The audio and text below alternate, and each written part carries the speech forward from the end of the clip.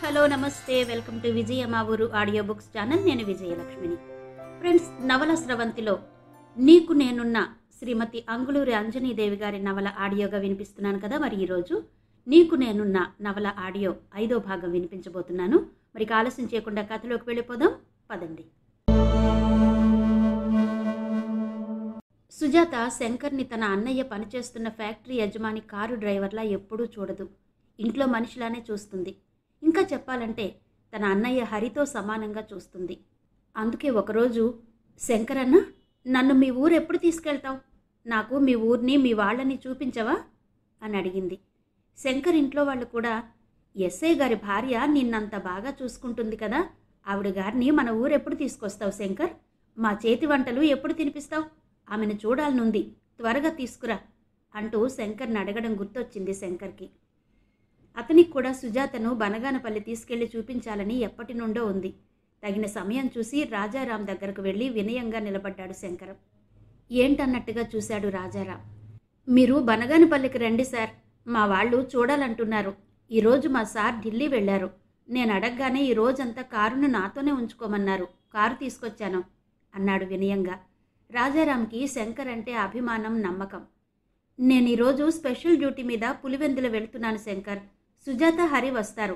వాళ్ళని మీ ఊరు తీసుకెళ్లి జాగ్రత్తగా తీసుకురా అంటూ సుజాతను బనగానపల్లి తీసుకెళ్లేందుకు వెంటనే పర్మిషన్ ఇచ్చాడు రాజారాం.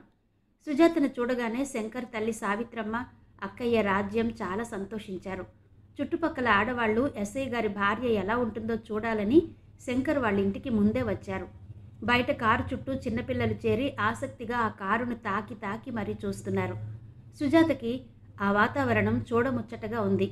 ఆమె ఏమాత్రం గర్వం లేకుండా అందరితో కలిసిపోయి మాట్లాడుతోంది. వాళ్ల మాటలు వింటూ మధ్యలో ఆ ఊరి ప్రత్యేకతను గురించి సావిత్రమ్మని అడిగింది సుజాత. మా బనగానపల్లికి గొప్ప చరిత్రే ఉందమ్మా. ఒకానొకప్పుడు శ్రీ పోతులూరి వీరబ్రహ్మేంద్ర స్వామివారు ఈ ఊరిని దర్శించి వెళ్లారట.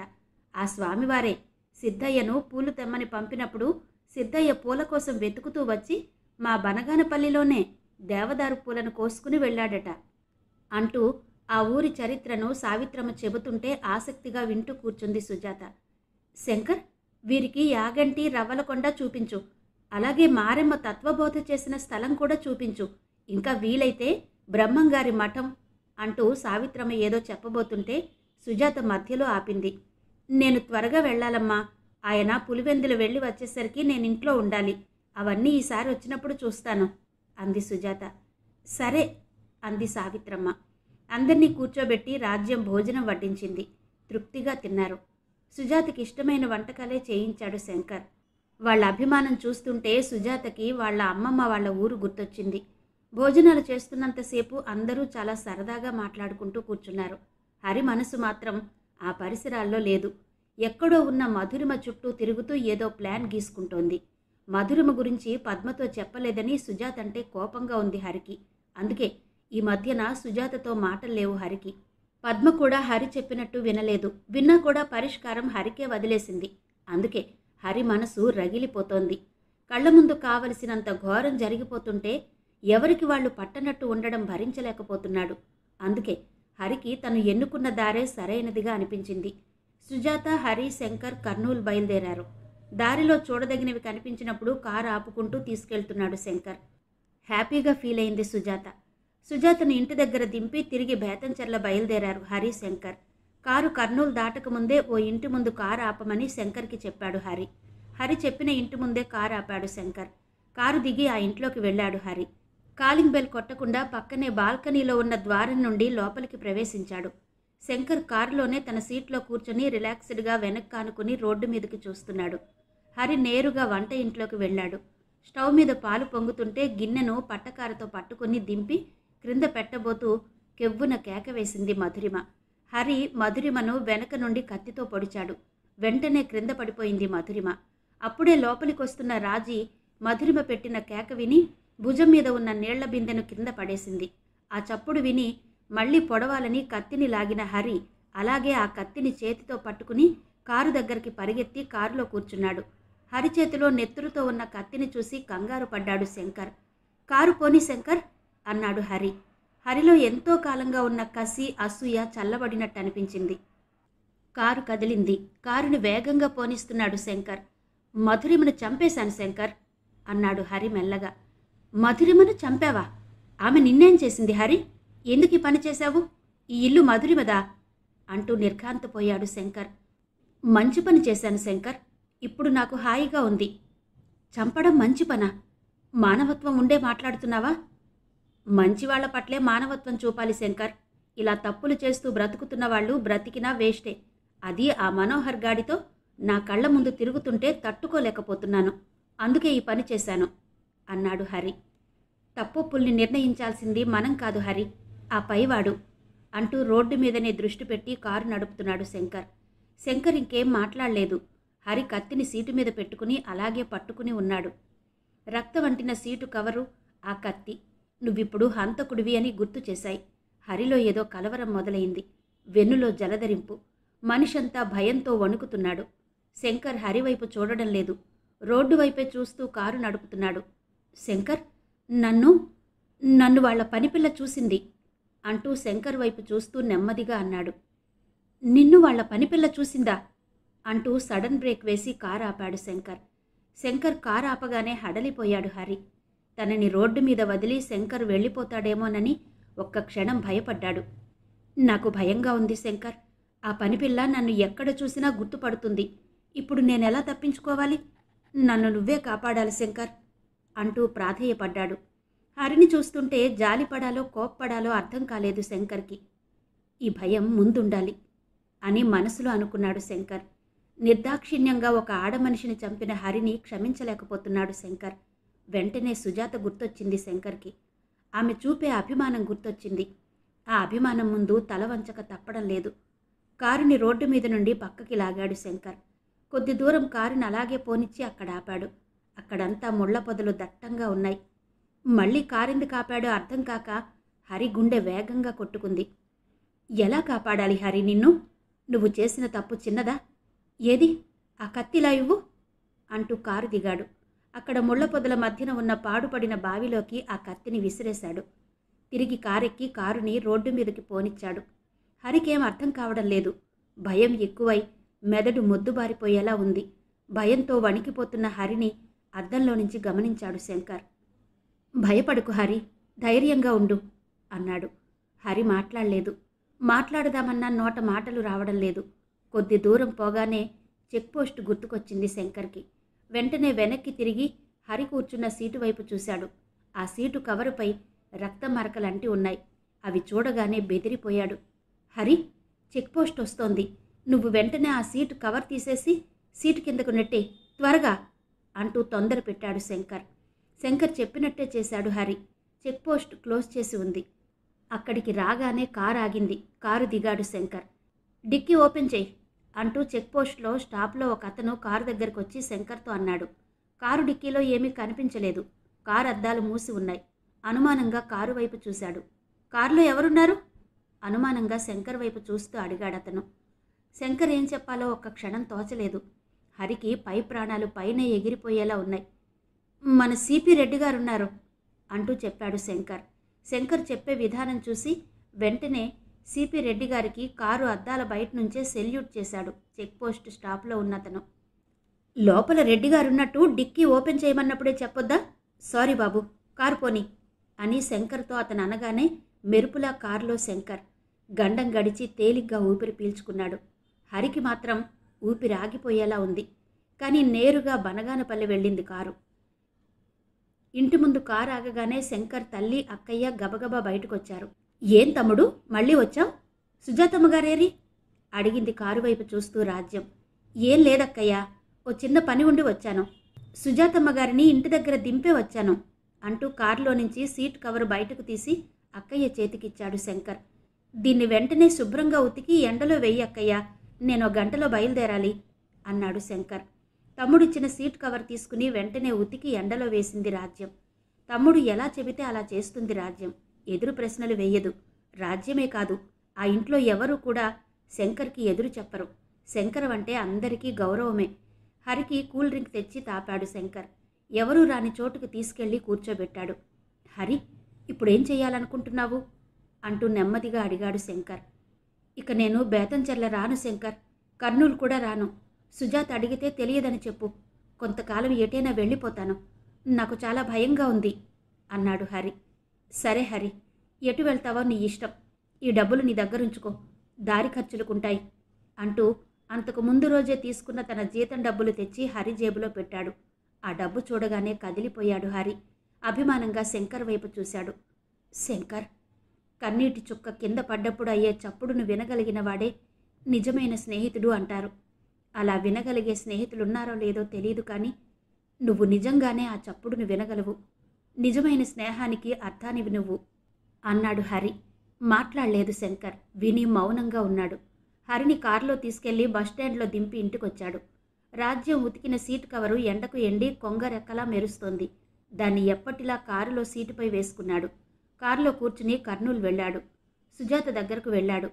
శంకర్ని చూడగానే, బేతంచెర్ల వెళ్ళాలన్నావు, మళ్ళీ ఇలా వచ్చావే శంకరన్న అంది సుజాత.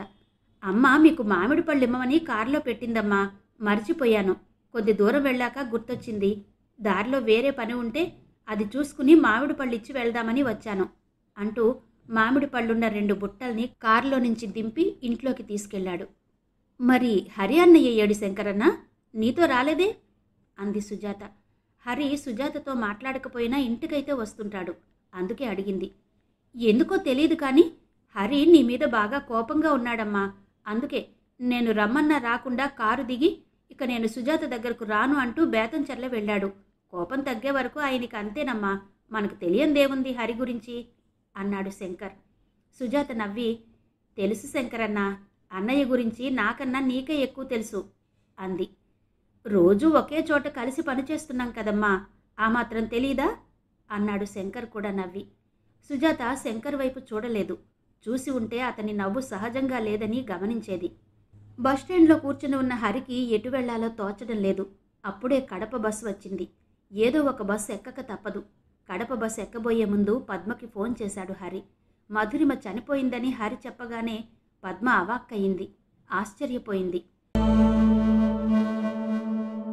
మధురిమ పెట్టిన కేక వినగానే నీళ్ల బిందె కింద పడేసి లోపలికొచ్చిన రాజీ హరిని స్పష్టంగా చూసింది. కింద పడి ఉన్న మధురిమను చూసి షాక్ అయింది. ఒక్క ఉదుటున మధురిమ దగ్గరకు పరిగెత్తింది. అమ్మగారు, అమ్మగారు అంటూ పిలిచింది. మధురిమ పలకలేదు. రాజీకి ఏడుపాగలేదు. వెంటనే మనోహర్కి ఫోన్ చేయాలన్న విషయం గుర్తొచ్చి ఫోన్ దగ్గరకు పరిగెత్తింది. మధురిమ నిండు గర్భిణి కాబట్టి ఏ అవసరం వచ్చినా తనకి ఫోన్ చేయమని రాజీకి తన ఫోన్ నెంబర్ ఇచ్చి ఎలా డయల్ చేయాలో నేర్పాడు మనోహర్. మనోహర్ చెప్పినట్టే చేసింది రాజీ. రాజీ ఫోన్లో చెప్పింది విని వెంటనే కారులో ఇంటికొచ్చాడు మనోహర్. కారు దిగి లోపలకు పరిగెత్తాడు. రక్తపు మడుగులో స్పృహ లేకుండా పడి ఉన్న మధురిమను చూడగానే మనోహర్ నవనాడులు కృంగిపోయాయి. కుప్ప కూలినట్టు ఏడుస్తూ ఆమె పక్కనే మోకాళ్లపై కూర్చున్నాడు. క్షణంలో ఆమెను తన చేతుల్లోకి తీసుకుని కారు దగ్గరకు వెళ్లి కారులో మెల్లగా పడుకోబెట్టాడు. రాజీ టక్కున కారెక్కి మధురిమ తలని తన ఒళ్ళో పెట్టుకుంది. మధురిమను హాస్పిటల్లో జాయిన్ చేశాడు మనోహర్. మధురిమకు కత్తిపోటు ఎక్కడ దిగుందో అర్థం కాలేదు. రక్తం ధారగా కారుతోంది. ఆమెనలా చూస్తుంటే మనోహర్కి ఏం చెయ్యాలో తోచలేదు. మధు, మధు అంటూ ఆమె ముఖం మీదికి వంగి పిలిచాడు మనోహర్. మధురిమ పలకలేదు. మనోహర్ గుండె జారిపోయింది. డాక్టర్ గారు రాగానే మధురిమను ఆపరేషన్ థియేటర్లోకి తీసుకెళ్లారు. కత్తి దిగిన చోట కుట్లు వేసి బ్లడ్ ఎక్కించారు. ఇన్ఫెక్షన్ రాకుండా మెడిసిన్ ఇచ్చారు. ఇప్పుడు కారుతున్న రక్తం ఆగిపోయింది. ఐసీయూలో పెట్టారు మధురిమను. మనోహర్కి టెన్షన్గా ఉంది. మధురిమ మామూలు మనిషి కాదు, నిండు గర్భిణి. చిన్న దెబ్బ కూడా తట్టుకోలేని పరిస్థితి ఆమెది. అలాంటిది ఈ కత్తిపోట్లను తట్టుకోగలదా? మధురిమకు ఏమైనా జరిగితే? మధురిమ లేని జీవితాన్ని ఊహించుకోలేకపోతున్నాడు మనోహర్. ఐసీయూలో ఉంచిన మధురిమను బయట నుండే గ్లాసులో నుంచి గమనిస్తూ అక్కడే ఉన్నాడు. మధురిమ కళ్ళు తెరిస్తే చూడాలని ఉంది మనోహర్కి. లోపలికి ఎవరినీ రానివ్వడం లేదు డాక్టర్లు. మధురిమ కోసం వెంటనే గైనకాలజిస్ట్ని పిలిపించారు. గైనకాలజిస్ట్ రాగానే లోపలికెళ్ళి మధురిమను టెస్ట్ చేసింది. టెస్ట్ చేశాక డాక్టర్లిద్దరూ బయటకు రాగానే వాళ్లను కలిశాడు మనోహర్.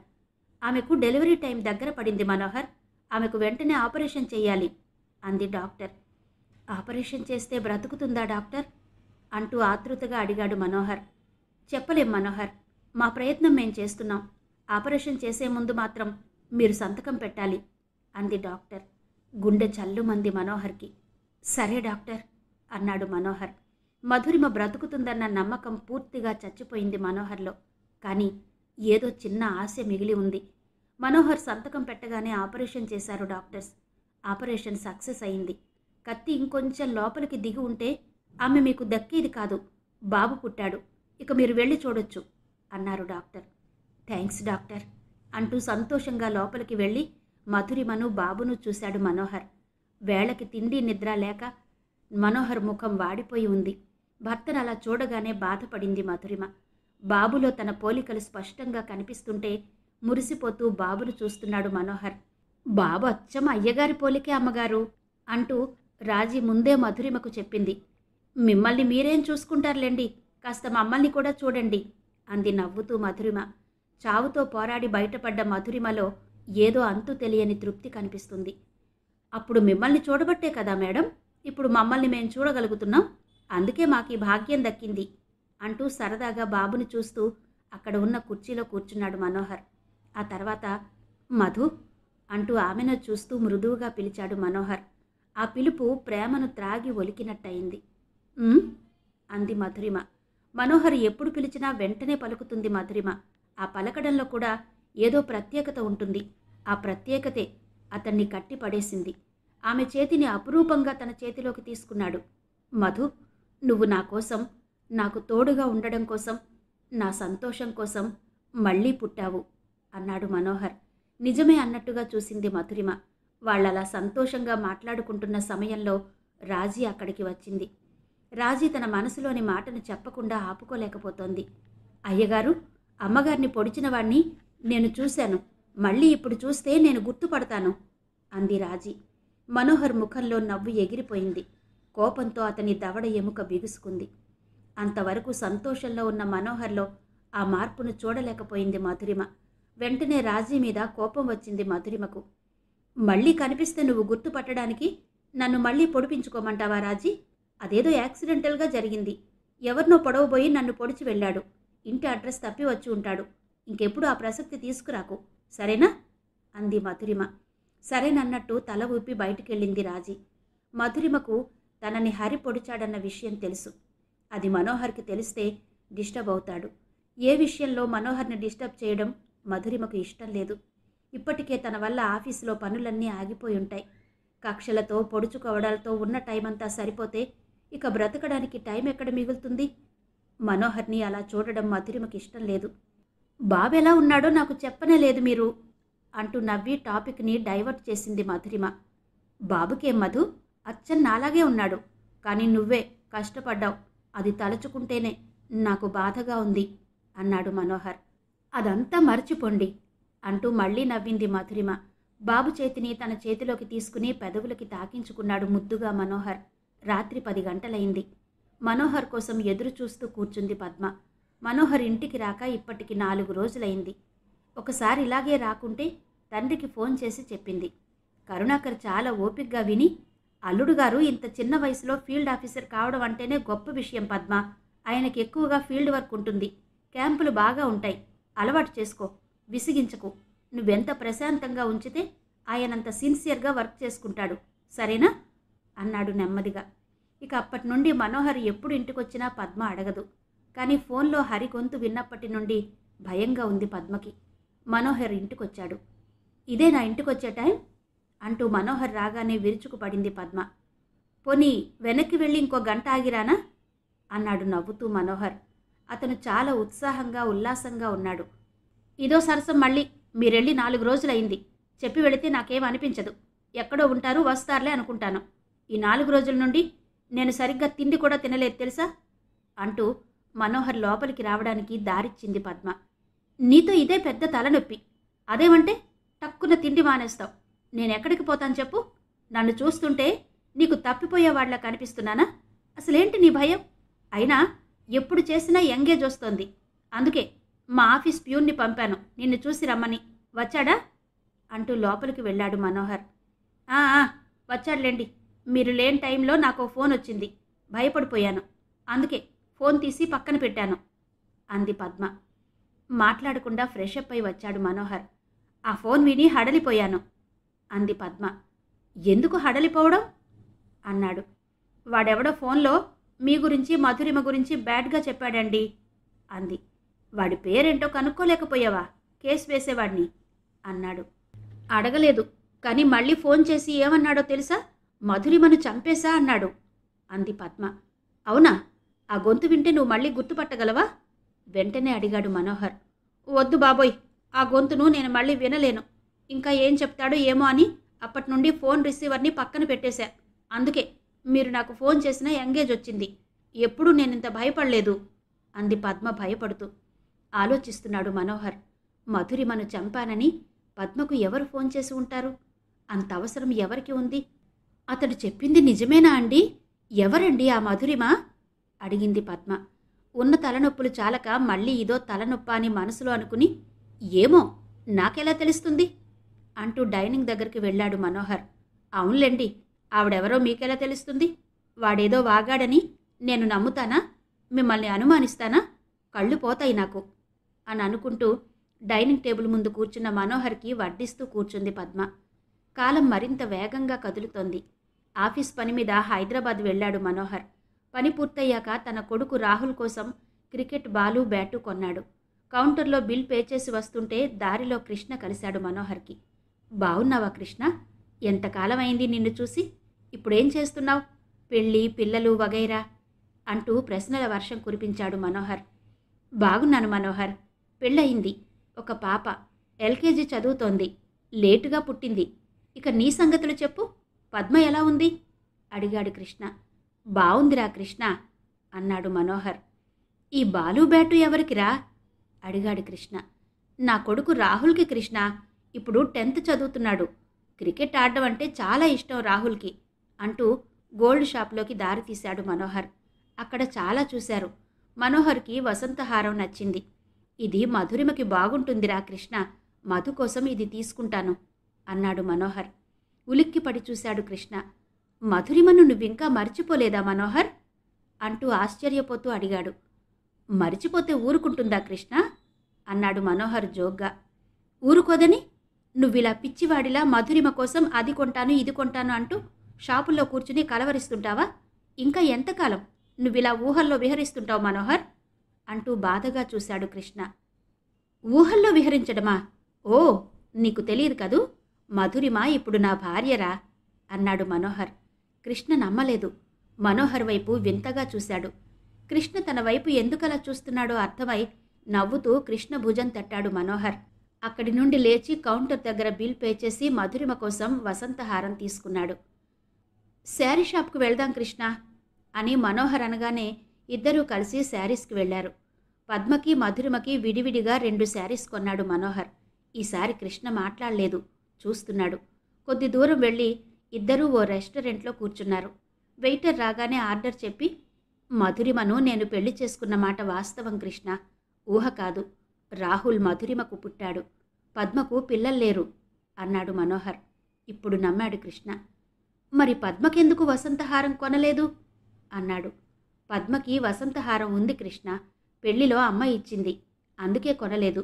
మధుకి ఈ మధ్యనే ఒక్కొక్కటి కొంటున్నాను అన్నాడు మనోహర్. మంచి పని చేస్తున్నావు మనోహర్ అన్నాడు కృష్ణ మనస్ఫూర్తిగా. సంతృప్తిగా చూశాడు మనోహర్. వృత్తిరీత్యా ఇప్పుడు మనోహర్ స్టేటస్ పెరిగింది. ప్రమోషన్స్ వచ్చాయి. దానికి కారణం అతని శక్తి సామర్థ్యాలే. కృష్ణని చూస్తుంటే మనోహర్కి తనతో చదువుకున్న వాళ్ళంతా గుర్తొచ్చారు. ఇప్పుడు కృష్ణను చూసినట్టే వాళ్ళని కూడా చూడాలని ఉంది. కృష్ణ, మనతో చదువుకున్న వాళ్ళందరినీ చూడాలనుందిరా. వాళ్ళంతా ఎక్కడెక్కడ ఉన్నారో, ఏం చేస్తున్నారో, నీకెవరైనా టచ్లో ఉన్నారా అంటూ తనతో చదువుకున్న వాళ్ళందరినీ గుర్తు చేశాడు మనోహర్. తలా ఓ చోట సెటిల్ అయ్యారు మనోహర్. అందరూ మంచి పొజిషన్లోనే ఉన్నారు, ఒక్క హరి తప్ప. అవునా? అయితే నువ్వు అప్పుడప్పుడు అందరినీ కలుస్తున్నావన్నమాట. గుడ్ అన్నాడు మనోహర్. లేదు మనోహర్, హరికి పెళ్ళయింది. హరి పెళ్లిలో అందరం కలుసుకున్నాం, అంతే. ఆ తర్వాత మళ్ళీ కలుసుకోలేదు. రామకృష్ణ మాత్రం అప్పుడప్పుడు కలుస్తుంటాడు. హరి ఉండేది రామకృష్ణ ఇంటి పక్కనే. నేను వెళ్ళినప్పుడు హరి గురించి రామకృష్ణ చెబుతుంటాడు అన్నాడు కృష్ణ. హరి ఇప్పుడు ఎలా ఉన్నాడు కృష్ణ అడిగాడు మనోహర్. హరి మనస్తత్వం నచ్చకపోయినా ఎందుకో హరి గురించి అడిగి తెలుసుకోవాలనిపించింది మనోహర్కి. ఎలా ఉన్నాడంటే ఏం చెప్పాలి మనోహర్? హరి చేసుకున్నది హరికే చుట్టుకుంది అన్నాడు కృష్ణ. అంత చుట్టుకునే పనేం చేశాడు హరి? ఏమో మనోహర్, ఏం చేశాడో తెలీదు. హరి బేతంచెర్లలో జాబ్ చేస్తూ ఉన్నట్టుండి అదృశ్యమయ్యాడట. ఇంట్లో వాళ్ళు అతి కష్టం మీద హరిని వెతికి పట్టుకున్నారు. ఇంటికి తీసుకొచ్చి పెళ్లి చేశారు. పెళ్లి చేస్తే దారికొస్తాడని, ఇంటి పట్టునే ఉంటాడని వాళ్ళ ఉద్దేశం. కానీ అన్నాడు. కానీ ఏమైంది? మళ్ళీ అదృశ్యమయ్యాడా? అడిగాడు మనోహర్. లేదు మనోహర్, పెళ్ళైన 6 నెలలకే హరికి ఆడపిల్ల పుట్టింది అన్నాడు కృష్ణ. షాక్ అయ్యాడు మనోహర్. అదేంటి కృష్ణ, పెళ్ళైన 6 నెలలకే ఆడపిల్ల పుట్టిందా? అదెలా సాధ్యం? వైద్యరంగం ఈ విధంగా కూడా ఎదిగిందా? అన్నాడు మనోహర్. వైద్యరంగమా పాడా? హరి పెళ్ళాం పెళ్లికి ముందే ఎవరినో ప్రేమించి తొందరపడిందట. గుట్టు చప్పుడు కాకుండా హరికిచ్చి పెళ్లి చేశారు అన్నాడు కృష్ణ. ఇంట్రెస్ట్గా విన్నాడు మనోహర్.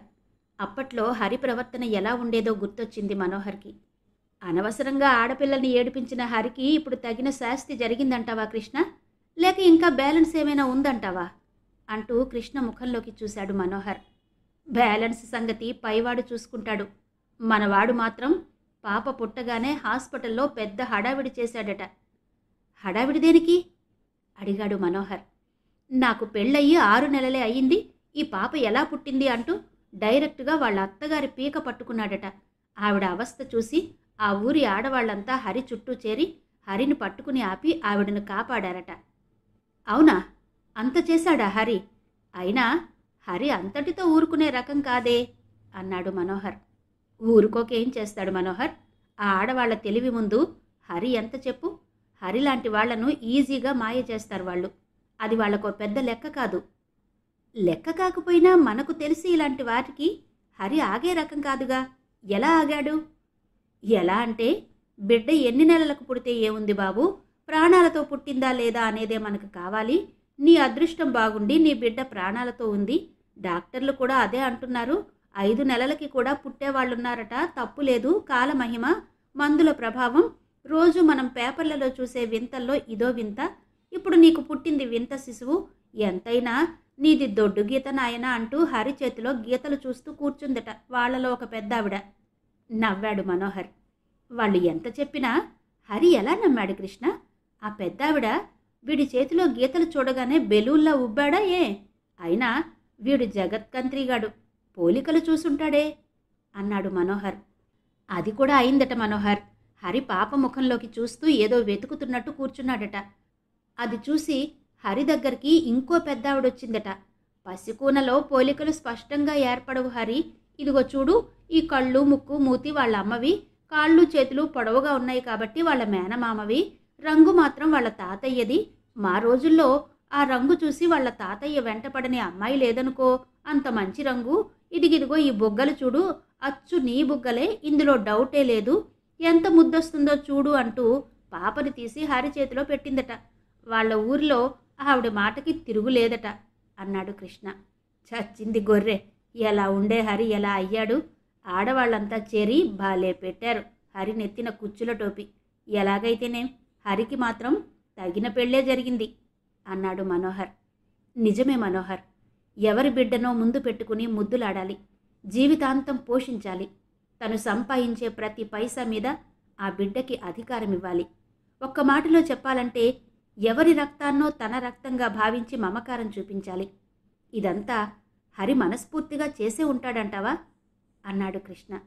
హరికి అసలు మనసుంటే కదరా అన్నాడు మనోహర్. నువ్వు చెప్పింది నిజమే.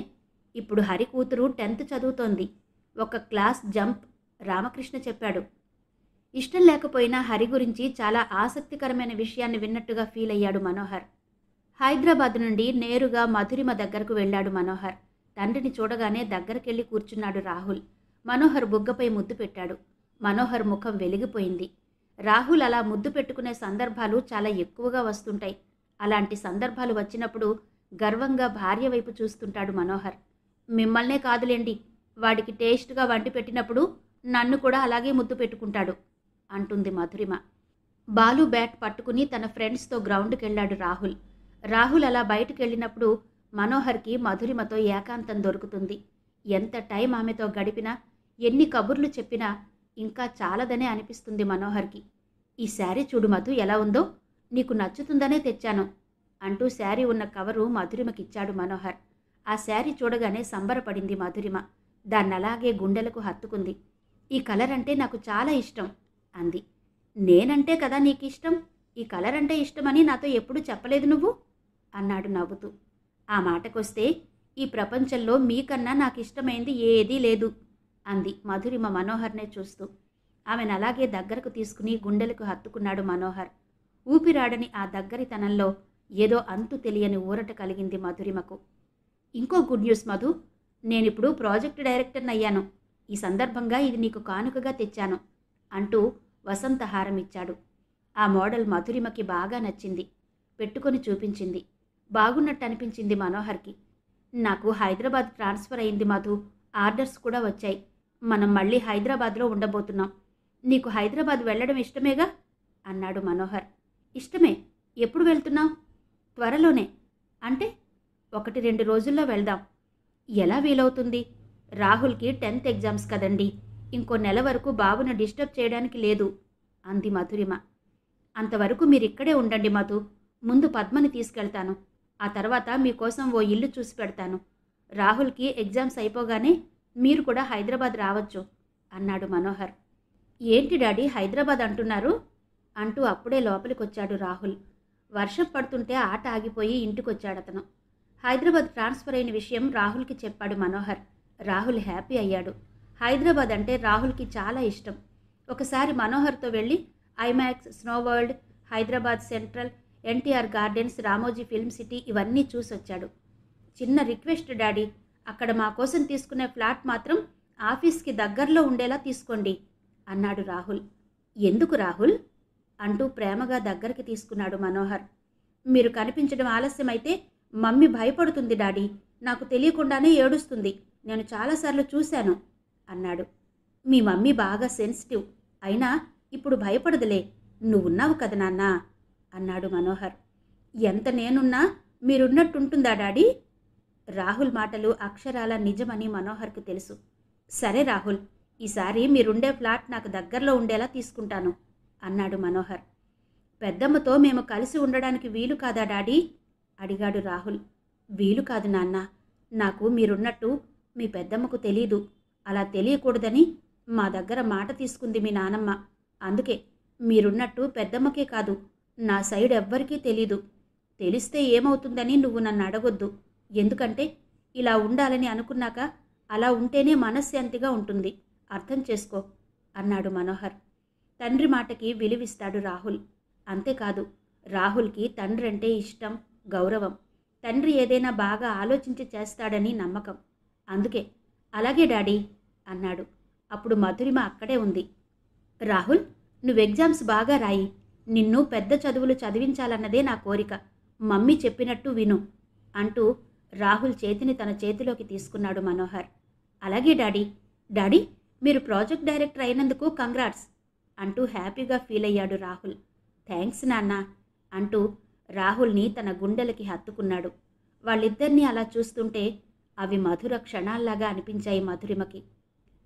మనోహర్కి హైదరాబాద్ ట్రాన్స్ఫర్ అయిందన్న విషయం తెలియగానే కర్నూలుకొచ్చారు మాధవయ్య, తులసమ్మ. అమ్మమ్మ, తాతయ్యను చూడగానే పద్మ చిన్నపిల్లలా వాళ్లను చుట్టేసింది. పద్మ తల్లిదండ్రులు కూడా వచ్చారు. పద్మ తండ్రి కరుణాకర్ రిటైర్ అయ్యారు. రవికి పెళ్లి చేసి ప్రస్తుతం రవి దగ్గరే ఉంటున్నారు కరుణాకర్, పార్వతి.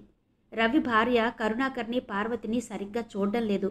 మోకాళ్ల నొప్పులతో బాధపడుతున్న పార్వతి కోడలి దగ్గర ప్రత్యక్ష నరకం అనుభవిస్తోంది. కరుణాకర్ పరిస్థితి కూడా అలాగే ఉంది. బ్యాంక్ ఎంప్లాయీగా ఒకప్పుడు ఆయన చేసిన పనులు ప్రశస్తనీయం. ఇప్పుడేమో కోడలి పెత్తనంలో హీనాతిహీనం. పార్వతి తను పడుతున్న బాధల్ని తల్లిదండ్రులకి, పద్మకి చెప్పుకుని కళ్ళ నీళ్లు పెట్టుకుంది. కరుణాకర్ మాట్లాడలేదు. పార్వతి చెప్పేది నిజమే అన్నట్టు మౌనంగా కూర్చున్నాడు. మనోహర్ రాగానే అందరూ కలిసి కూర్చుని భోజనాలు చేశారు. పొలమంతా అమ్మకానికి పెట్టావురా మనోహర్ అంటూ అందరూ వినేలా మనోహర్తో చెప్పాడు మాధవయ్య. దేనికి నాన్నా అడిగాడు మనోహర్. ఈ వయస్సులో పొలం పనులు చేయించడం అంటే మాటలు కాదు మనోహర్. వండుకుని తినే ఓపిక కూడా లేదు మాకు. ఎవరైనా వండి పెడితే తిని కూర్చునే వయసులో మేమున్నాం ఇప్పుడు. తులసమ్మ కూడా అదే మాటలు అందరూ వినేలా అంది. అలాగే నాన్న, మీకెలా అనిపిస్తే అలా చెయ్యండి అన్నాడు మనోహర్. చెయ్యడం కాదురా, ఈ వయస్సులో మా గురించి కూడా మేము ఆలోచించుకోవాలి. తిరిగినన్నాళ్ళు తిరిగాం. ఇంతకాలం ఎలాంటి ఆలోచన లేకుండా గడిచిపోయింది అన్నాడు మాధవయ్య. ఇప్పుడు మాత్రం అంత ఆలోచన దేనికి నాన్నా అన్నాడు మనోహర్. పొలంతో పాటు ఇల్లు కూడా అమ్మేయాలనుకుంటున్నాం మనోహర్. ఎందుకంటావేమో, ఈ వయస్సులో అంత పెద్ద ఇల్లు మాకు తగదు.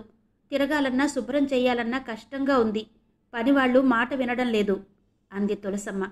తల్లి మాటలు విని పరిస్థితిని అర్థం చేసుకున్నాడు మనోహర్. సరే అమ్మా, అలాగే పొలంతో పాటు ఇల్లు కూడా అమ్మేయండి అన్నాడు మనోహర్. ఇల్లు అమ్మాక వాళ్ళిద్దరూ ఎక్కడ ఉండాలన్నదే వాళ్ళ ఆలోచన మనోహర్ మధ్యలో కల్పించుకుని మాట్లాడాడు కరుణాకర్. వయసులో ఉన్నప్పుడు ఎంతో వెలిగిపోయిన మాధవయ్య ఇప్పుడు బాగా ఉడిగిపోయి కనిపిస్తున్నాడు. ఎక్కడో ఎందుకు బావా, నేనున్నాను కదా, నా దగ్గరే ఉంటారులే, దీనికంత ఆలోచన దేనికి అన్నాడు మనోహర్. ఆలోచన ఎందుకుండదురా, మీ అక్క బావ పరిస్థితి చూస్తున్నావుగా. పెన్షన్ వస్తూ కూడా శేష జీవితాన్ని కొడుకు కోడల దగ్గర ఘోరంగా వెళ్లదీస్తున్నారు. ఆ కోడలు వాళ్ల పాలిట శత్రువై కూర్చుంది. ఏం చేస్తాం, మన కన్ను మన వేలు కోపం వచ్చి మన వేలుతో పొడుచుకుంటే మన కన్నే పోతుంది అంది తులసమ్మ. అన్నీ మీరే అంటున్నారు. ఇటువంటి పరిష్కారం లేని సమస్యల్ని సమస్యల్లా చూడొద్దు అన్నాడు కాస్త కోపంగా మనోహర్. పరిష్కారం ఉన్నా లేకున్నా సమస్యల్ని ఎప్పుడైనా సమస్యలుగానే చూడాలి మనోహర్. ఆలోచిస్తే పరిష్కారం దొరుకుతుంది అంది తులసమ్మ. అయితే ఇప్పుడేం చేయాలనుకుంటున్నారు అడిగాడు కోపాన్ని తగ్గించుకుని ప్రశాంతంగా మనోహర్. ఇదే విషయం గురించి మీ అన్నయ్యలతో కూడా చర్చించాం. నీతో కూడా చెప్పి ఒక నిర్ణయానికి వద్దామనుకుంటున్నాం. మేము బ్రతికే ఈ కొద్ది రోజులు ఏదైనా ఓ మంచి ఓల్డేజ్ హోంలో ఉండాలనుకుంటున్నాం అంది తులసమ్మ. ఉలిక్కి పడ్డాడు మనోహర్. వాళ్ళ అభిప్రాయం మనోహర్కి నచ్చలేదు. మరి అన్నయ్యలేమన్నారు అంటూ మెల్లగా అడిగాడు మనోహర్. మాట్లాడలేదు తులసమ్మ మాధవయ్య. ఒకరనేది ఏముంది మనోహర్, మనం అర్థం చేసుకోవాలి. మీ బాధ్యతలు మీకున్నాయి. అవి తీర్చుకోవడానికే మీకున్న టైం సరిపోతుంది. తల్లిదండ్రుల గురించి ఆలోచించే వ్యవధి ఎక్కడుంది మీకు? పైగా వాళ్ళని ఇంట్లో పెట్టుకుని మీరు తిరగాలన్నా మీకు ఇరుగ్గా ఉంటుంది అన్నాడు కరుణాకర్. ఆయన కొడుకు రవి అనుకునేది అదే కాబట్టి అల్లుడితో కూడా అదే చెప్పాడు. అదేంటి బావా అలా అంటారు? వయసులో ఉన్నప్పుడు వాళ్ళు మమ్మల్ని కన్నారు, పెంచారు. ఎంతో కష్టపడి మాకు రెక్కలొచ్చేలా చేశారు. ఇప్పుడు వాళ్లతో అవసరం లేదు కదా అని వాళ్ళని మేమిప్పుడు వృద్ధాశ్రమాల వెంబడి వదిలేయాలా? అలా అనుకుంటే ఇన్నాళ్ళు మేమున్నది వాళ్ళ దగ్గరేగా. అప్పుడు మేము మాత్రం వాళ్ళకి ఇరుకు కాదా అన్నాడు మనోహర్. అదెలా అవుతుంది మనోహర్? మీరు వాళ్ళకి పుట్టిన పిల్లలు. ఆ తీపి వేరుగా ఉంటుంది. ఇప్పుడు మీకు పుట్టిన పిల్లలు మీకు తీపిగా ఉంటారు. ఉడిగిపోయిన తల్లిదండ్రులు ఇంట్లో అడ్డంగా కనిపిస్తారు. ఎవరికన్నా పరిచయం చెయ్యాలన్నా ఈ వయసులో వాళ్ళు అందంగా కనిపించరు అన్నాడు కరుణాకర్. తన కోడలు రోజూ తనని అనే మాటలు గుర్తు చేసుకుంటూ. మీ అభిప్రాయం నాకు నచ్చడం లేదు బావా. నాకు కొన్ని సెంటిమెంట్స్ ఉన్నాయి. అవి చంపుకుని నేను బ్రతకలేను. నాకు ఓల్డేజ్ వచ్చాక నేను ఓల్డేజ్ హోముల్లో ఉండను. నా పిల్లల దగ్గరే ఉంటాను. అందుకే ఇప్పుడు మా అమ్మ నాన్నల్ని నా దగ్గరే ఉంచుకుంటాను అన్నాడు మనోహర్. నువ్వెన్ని చెప్పినా మాకు వినాలని లేదు మనోహర్. ఈ నిర్ణయం మేమిప్పటికిప్పుడు తీసుకున్నది కాదు అంది తులసమ్మ. ఇప్పటికిప్పుడు కాదంటే ఎప్పుడు తీసుకున్నారమ్మా ఈ నిర్ణయం? పద్మతో నా పెళ్లి కాకముందే ఈ నిర్ణయం తీసుకున్నారా? సూటిగా తల్లి ముఖంలోకి చూస్తూ అడిగాడు మనోహర్. ఆ మాటలు ఎక్కడో తాకాయి తులసమ్మకి. మాట్లాడలేకపోయింది. బాధగా చూసింది. సరే, నా మాటలతో మిమ్మల్ని బాధ పెట్టడం నాకు ఇష్టం లేదు. ఈ వయసులో మీరు ఏ బాధ తట్టుకోలేరని నాకు తెలుసు. వదినలిద్దరూ మీకు పరాయి వాళ్ళు. పద్మ అలా కాదు. అందుకే మీరు మా దగ్గర ఉండండి. పద్మ మిమ్మల్ని తన సొంత పిల్లల్ని చూసుకున్నట్టు చూసుకుంటుంది అన్నాడు మనోహర్. తమ్ముడు మీకు మంచి మాట చెబుతున్నాడు నాన్న. మీరు ఓల్డేజ్ హోంలో ఉండొద్దు, తమ్ముడి దగ్గరే ఉండండి అంది పార్వతి. సరే అన్నారు తులసమ్మ మాధవయ్య. మనోహర్ ఫ్యామిలీ హైదరాబాద్ షిఫ్ట్ అయింది. వాళ్ళు ఉండే ఫ్లాట్ చాలా సౌకర్యవంతంగా ఉంది. 2 బెడ్రూమ్లు, ఒక పెద్ద హాలు, కిచెన్, బయట 5-6 కుర్చీలు వేసి కూర్చోవడానికి వీలుగా సిట్అవుట్ ఉంది. ఒక బెడ్రూమ్లో మాధవయ్య తులసమ్మ ఉంటే రెండో బెడ్రూమ్లో మనోహర్ పద్మ ఉంటున్నారు. హైదరాబాద్ వెళ్ళాక మాధవయ్య తులసమ్మల ఆరోగ్యం కాస్త మెరుగైంది. ఆ గాలి, నీరు, వాతావరణం వాళ్ళకి బాగా సరిపోయాయి. మనవరాలి సంరక్షణలో అంతవరకు ఎక్కువ మోతాదులో ఉన్న షుగర్ వ్యాధి ఇప్పుడు కాస్త కంట్రోల్కొచ్చింది. ఆఫీసు నుండి ఇంటికొచ్చాడు మనోహర్. తల్లిదండ్రులతో కలిసి కూర్చుని పద్మ పెట్టిన టిఫిన్ తిని కాఫీ తాగాడు. మేడ మీద మనోహర్ కోసం ఒక స్పెషల్ రూమ్ ఉంది. మనోహర్కి సంబంధించిన ఆఫీస్ ఫైల్స్ అన్నీ ఆ రూమ్లోనే ఉంటాయి. కాఫీ తాగిన వెంటనే ఆ రూమ్లోకి వెళ్లడం కోసం లేచాడు. ఆలోచిస్తూ మేడమెట్లు ఎక్కుతూ ఉన్నాడు మనోహర్. అతని ఆలోచనలన్నీ మధురిమ చుట్టూ తిరుగుతున్నాయి. ఈరోజే వెళ్ళి మధురిమ, రాహుల్ ఉండేందుకు ఒక ఫ్లాట్ చూడాలి. రేపటితో రాహుల్ రాస్తున్న 10th ఎగ్జామ్స్ అయిపోతాయి. ఎలా రాస్తున్నాడో ఏమో. ఒకసారి వెళ్ళి వద్దామనుకుంటూనే ఆఫీస్ పనుల్లో పడి వెళ్ళలేకపోయాను. రేపే కర్నూలు వెళ్ళి వాళ్లను కలవాలి. ఇప్పుడు మధురిమ ఎలా ఉందో, రాహుల్ ఏం చేస్తున్నాడో అనుకుంటూ పక్కకి తిరిగిన మనోహర్కి సడన్గా కుడికాలు స్లిప్ అయింది. పైమెట్టుపై ఉన్న మనోహర్ దొర్లుకుంటూ క్రింద మెట్టు దగ్గరకొచ్చి పడిపోయాడు. మనోహర్ ఊహించని యాక్సిడెంట్ అది. వెంటనే మనోహర్ని హాస్పిటల్లో జాయిన్ చేశారు. నీకు నేనున్నా శ్రీమతి అంగులూరి అంజనీదేవి గారి నవల ఆడియో 5వ భాగం విన్నారు కదా. మిగిలిన కథ తర్వాతి భాగాల్లో వినిపిస్తాను. అంతవరకు సెలవు. నమస్తే.